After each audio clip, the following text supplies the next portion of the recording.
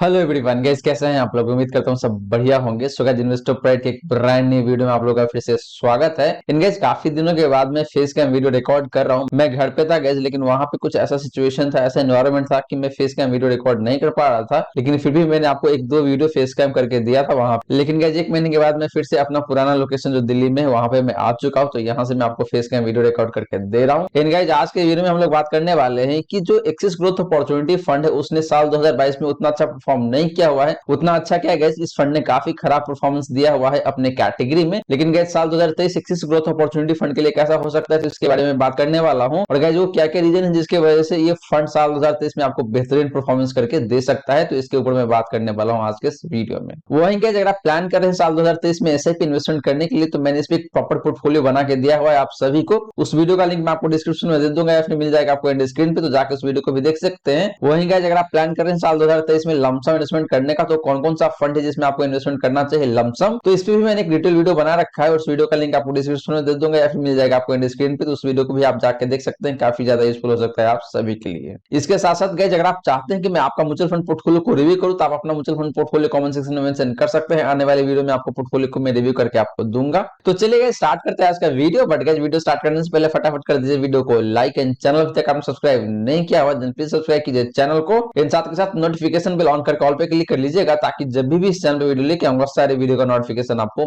मिलता रहेगा। वहीं गाइस, अगर आप इंटरेस्टेड है स्टॉक इन्वेस्टिंग में, तो इसके लिए मैंने अलग से चैनल बनाया हुआ है। उस चैनल पे आपको अभी एक भी वीडियो नहीं मिलेगा, तो जाइए आप लोग फटाफट उस चैनल को सब्सक्राइब कर लीजिए। बहुत ही जल्दी उस चैनल पे वीडियो आने वाला है गाइस। उस चैनल का लिंक आपको डिस्क्रिप्शन में मिल जाएगा, तो जाइए गाइस फटाफट उस चैनल को सब्सक्राइब कर लीजिएगा एंड नोटिफिकेशन बेल ऑन करके ऑल पे क्लिक कर लीजिएगा, ताकि जब भी पहला वीडियो लेके आऊंगा उस चैनल उस वीडियो का नोटिफिकेशन आपको जरूर मिलेगा गाइस। तो चलिए गाइस, स्टार्ट करते हैं आज का वीडियो एंड बात कर लेते हैं कि एक्सिस ग्रोथ अपॉर्चुनिटी फंड का बेसिक डिटेल्स क्या है। इसके बाद गाइस, हम लोग बात करेंगे इस फंड का हिस्टोरिकल परफॉर्मेंस का, both in case of lump sum investment and SIP investment. फिर गाइस, हम लोग बात करने वाले हैं इसका इक्विटी एलोकेशन का। और गाइस, यहीं पे देखें तो कहीं ना कहीं राज छुपा हुआ है इस फंड का परफॉर्मेंस को लेके।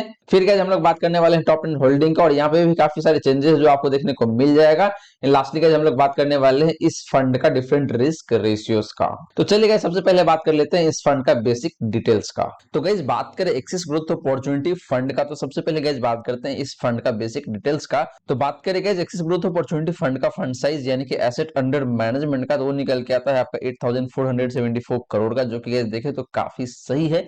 यानी कि बहुत कम नहीं है तो बहुत ज्यादा भी नहीं है, काफी सही पोजीशन है आपका axis growth opportunity fund in term of asset under management. Guys, बता दूं कि एयूएम का क्या फंडा होता है कि एक पर्टिकुलर फंड का जो फंड साइज है वो बहुत कम नहीं होना चाहिए, बहुत ज्यादा भी नहीं होना चाहिए। बहुत कम फंड साइज होने से दिक्कत ये आती है कि फंड को अगर रिडम्पशन प्रेशर आ जाए उस केस में फंड सर्वाइव ही नहीं कर पाता है। और इन कंट्रेरी अगर बहुत ही हाई लेवल पे चला जाता है उस केस में फंड का जो ग्रोथ है वो कहीं ना कहीं स्टक हो जाता है, फंड काफी अच्छे तरीके से ग्रो नहीं कर पाता है। तो ये दिक्कत रहता है बहुत ही हायर फंड साइज वाले फंड के साथ। तो एक्सिस ग्रोथ अपॉर्चुनिटी फंड का जो फंड साइज है यानी कि एसेट अंडर मैनेजमेंट, वो कहीं ना कहीं देखा तो काफी सही दिख रहा है, बहुत कम नहीं है तो बहुत ज्यादा भी नहीं है। बात करेगा एक्सपेंस रेशियो का, तो इस फंड का जो एक्सपेंस रेशियो है वो आपका 0.55% का। एंड बात करेगा इस कैटेगरी एवरेज का, तो उसका जो एक्सपेंस रेशियो है वो आपका 0.88% का। तो एक्सपेंस रेशियो के मामले में काफी सही दिख रहा है आपका axis growth opportunity fund. And अपने कैटेगरी एवरेज के कंपैरिजन में काफी कम एक्सपेंस रेशियो चार्ज कर रही है अपने इन्वेस्टर से, जो कि कहीं ना कहीं देखे तो काफी अच्छी बात है गाइस। अब चलिए गाइस, बात कर लेते हैं हिस्टोरिकल परफॉर्मेंस का, both in case of one time investment and SIP investment. तो गाइस, बात करें हिस्टोरिकल परफॉर्मेंस का, तो सबसे पहले बात करते हैं वन टाइम इन्वेस्टमेंट का। तो वन टाइम इन्वेस्टमेंट के केस में देखें तो एक्सिस ग्रोथ अपॉर्चुनिटी फंड का जो लास्ट 1 ईयर का परफॉर्मेंस है जो काफी खराब दिखेगा आपको, -7.45% का। बात करेगा लास्ट 3 ईयर का, तो लास्ट 3 ईयर में हालांकि इस फंड ने काफी शानदार परफॉर्मेंस दिया हुआ है आपको 19.71% का। वहीं गाइस, बात करें सिंस इंसेप्शन यानी कि इस फंड को मोटामोटी 3.5 से 4 साल हो चुका है, तो पिछले 3.5 से 4 साल में इस फंड का जो परफॉर्मेंस है जो काफी सही है 19% का।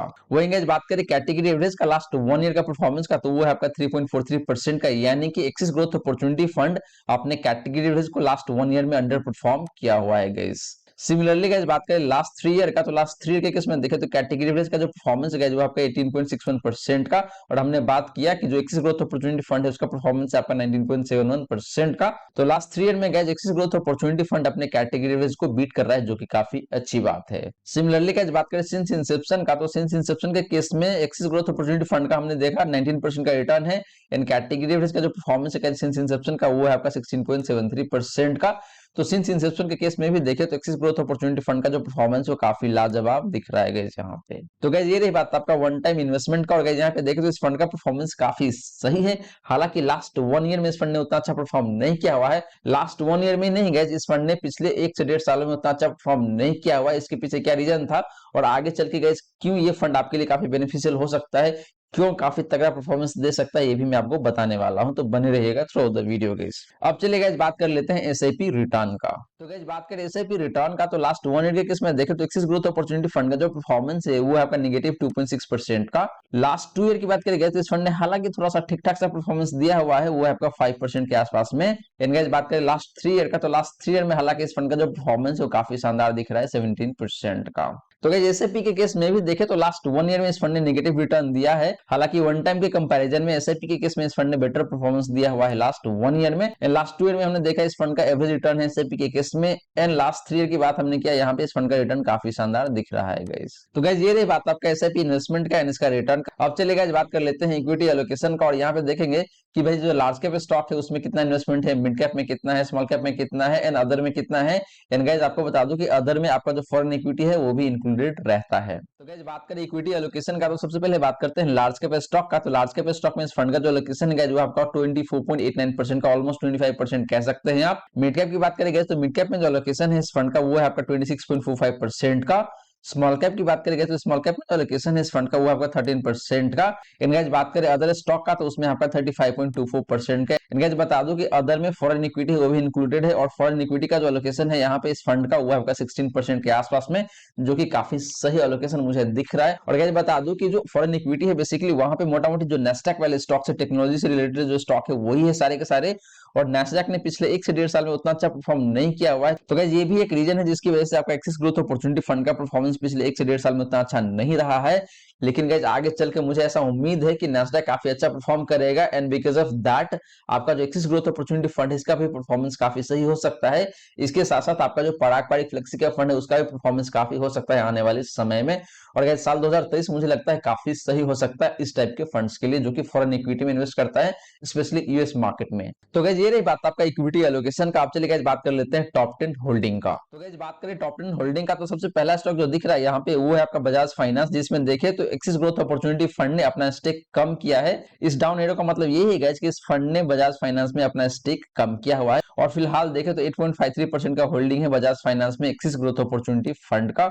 और पिछले 1 महीने में देखे तो आधे % स्टेक कम किया हुआ है इस फंड ने बजाज फाइनेंस में। सेकंड स्टॉक गाइस यहाँ पे निकल के आता है आपका पीआई इंडस्ट्री लिमिटेड। और यहाँ पे देखे तो इस फंड ने अपना स्टेक बढ़ाया हुआ है और वो है आपका 0.85% का, यानी कि पिछले 1 महीने में इस फंड ने अपना स्टेक बढ़ाया हुआ है आपका पीआई इंडस्ट्री लिमिटेड में।